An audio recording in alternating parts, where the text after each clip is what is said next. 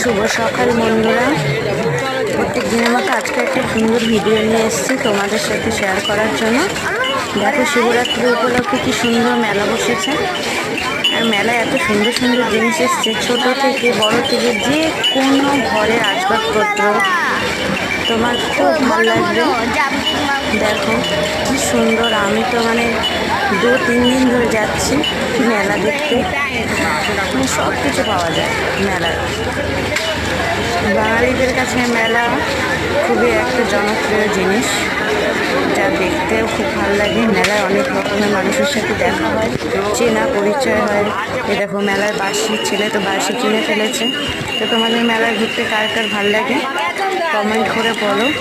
আর মেলায় কে যাও ঘুরতে আমার মতন, আর মেলার এই ভিডিও করতে, মেলার সাথে বলতে একটা অন্যরকম। বাঙালিদের কাছে মেলা পুজো একটা আনন্দের জিনিস, কি বলো?